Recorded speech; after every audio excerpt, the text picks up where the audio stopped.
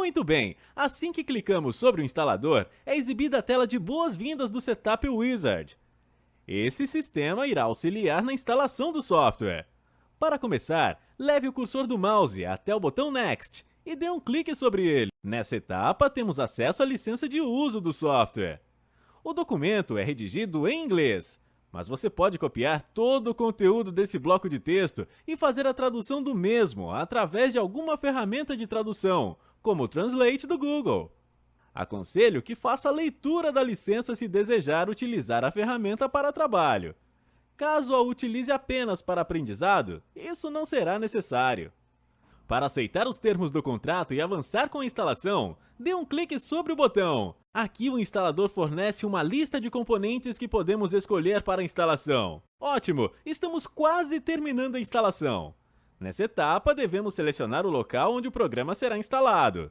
Note que a instalação está em progresso. Assim que a instalação terminar, pressione a tecla Enter do seu teclado. Muito bem, o programa foi instalado com perfeição. Assim que a instalação é concluída, o programa é executado. Essa tela que vemos agora é a tela de boas-vindas do Blender. Aqui encontramos alguns atalhos para agilizar a navegação no programa. Através do campo Recent, podemos abrir um arquivo criado ou utilizado recentemente. Já no campo Links, encontramos alguns atalhos para acessar conteúdos ligados ao Blender.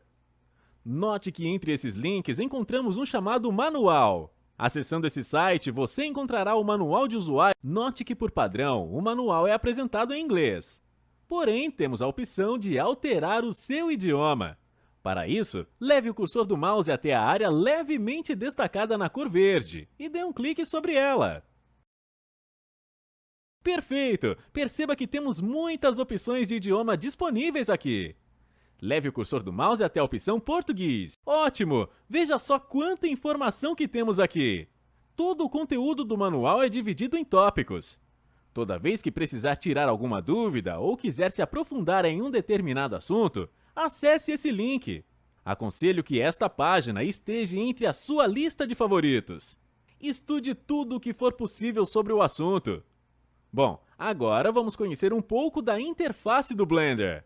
Mas antes disso, vamos fechar essa página do navegador. Leve o cursor do mouse até a parte superior do navegador e dê um clique sobre o botão Fechar para finalizá-lo. Para fechar a tela de boas-vindas, dê um clique no centro da tela, onde vemos uma ilustração. Muito bem, essa é a tela principal do Blender 2.70. Essa é a versão atual do software. Comparando com as versões anteriores, a versão 2.70 está mais intuitiva, apresentando mais atalhos e painéis bem localizados. No centro da tela, encontramos a 3D View. Essa é a área de construção e manipulação de objetos 3D. Quando iniciamos o Blender, é apresentada uma cena padrão na 3D View. Essa cena conta com uma câmera, uma lamp, lâmpada, e um cube, cubo. Note que o cubo apresenta 3 setas, cada uma com uma cor diferente. Essas setas representam os eixos do espaço na 3D View. Note ainda que no canto inferior esquerdo da 3D View, encontramos as mesmas 3 cores. Aqui podemos identificar os 3 eixos como Y verde, X vermelho e Z azul. Logo mais, veremos um pouco mais sobre a 3D View e utilização dos seus eixos. Bom, agora vamos ver um pouco mais sobre a interface. Vamos navegar. Leve o cursor do mouse até a parte superior esquerda do programa.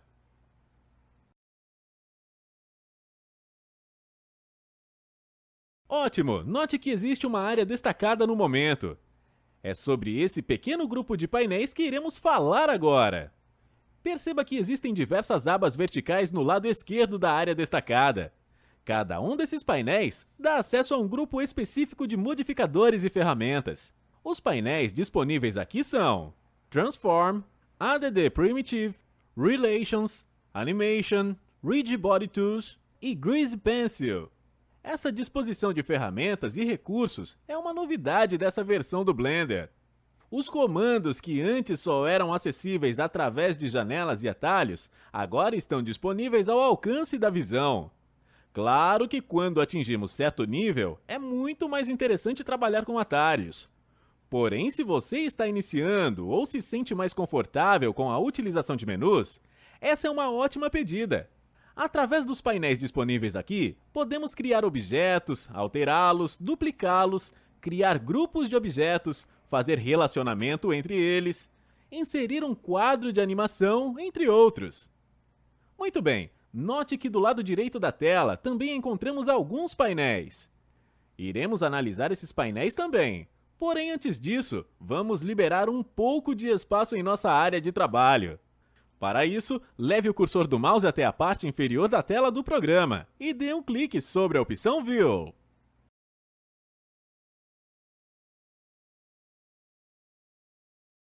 Perfeito! Esse menu de opções que vemos aqui faz parte do grupo de opções de visualização View.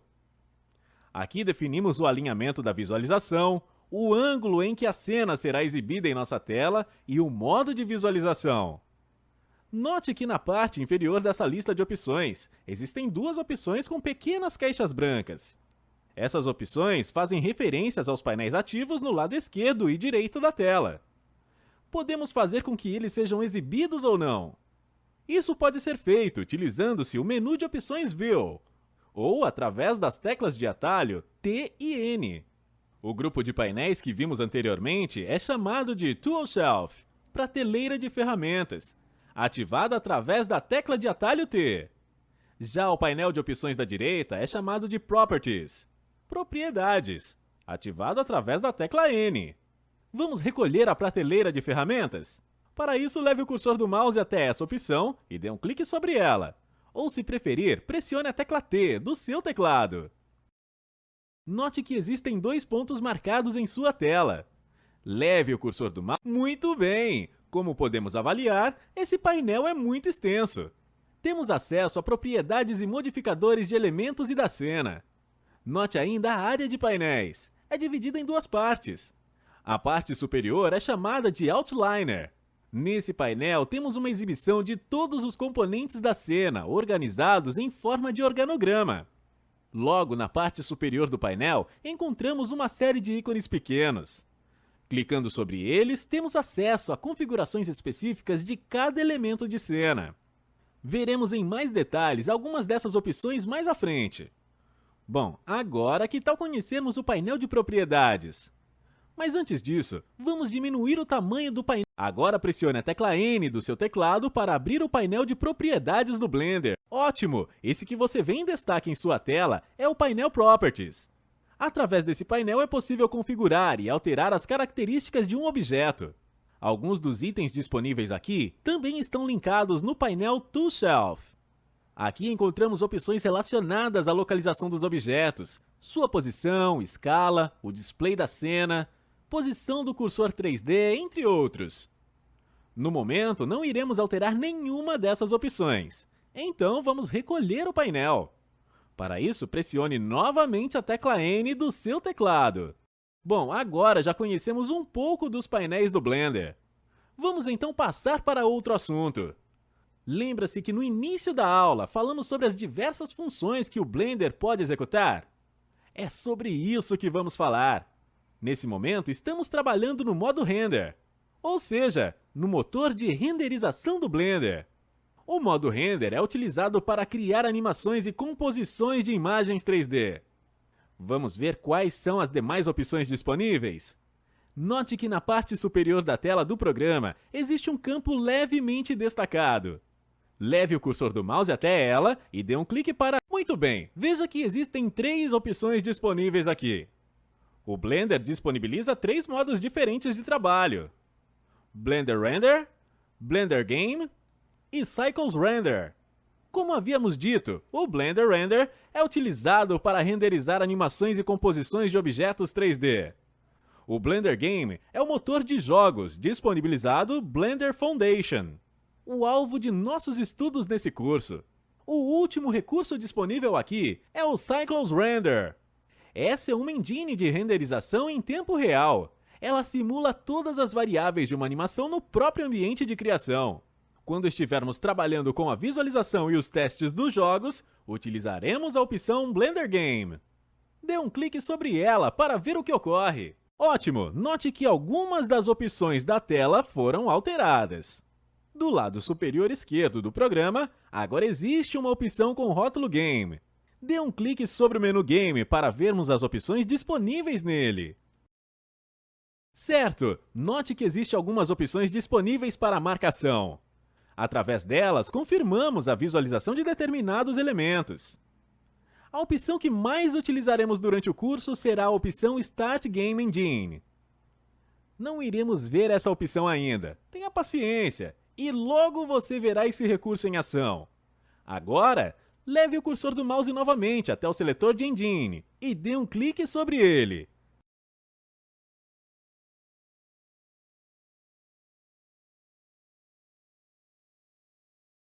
Selecione a opção Blender Render, clicando uma vez sobre ela.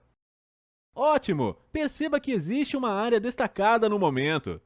Esse é o seletor do modo de trabalho do Blender. Vamos verificar as opções de trabalho disponíveis. Leve o cursor do mouse até a parte inferior do computador e dê um clique sobre o campo levemente destacado no momento. Muito bem! Nesse seletor, escolha qual será o modo de trabalho utilizado. Perceba que o Blender disponibiliza 6 modos de trabalho diferentes: Texture Paint, Weight Paint, Vertex Paint, Scope Mode, Edit Mode e Object Mode. Cada uma dessas opções modifica de forma característica a sua área de trabalho e disponibiliza ferramentas específicas para a sua aplicação. Quando trabalhamos uma modelagem conceitual, uma animação ou qualquer outro tipo de projeto, utilizamos mais um tipo de modo de trabalho. As opções que você mais utilizará em seus objetos são Object Mode e Edit Mode. O modo objeto é utilizado para adicionar e posicionar elementos e objetos na cena. Já no modo editável, trabalhamos com as características dimensionais de cada um dos objetos em cena. Dê um clique sobre o modo de trabalho Edit Mode para vermos um pouco mais sobre ele. Veja só o que aconteceu. Perceba que houveram alterações significativas na área de trabalho. Note que o cubo que está no centro da cena teve suas cores alteradas. Além disso, agora existem pontos e cantos destacados nele. Um objeto 3D é composto por 3 tipos de estruturas: vértices, cantos e faces. Aqui no Blender, esses elementos são chamados respectivamente de Vertex, Edge e Face. Esse tipo de construção é totalmente matemática. Um cubo é formado por 6 faces. Cada face tem 4 vértices, e cada vértice possui 2 cantos. Interessante pensar assim, não é mesmo? Se você parar para analisar os objetos do local onde você está agora, com certeza irá notar que todos eles seguem algum tipo de padrão como este. Perceba que no canto inferior do programa existe uma área levemente destacada na cor verde. Mova o cursor do mouse até essa área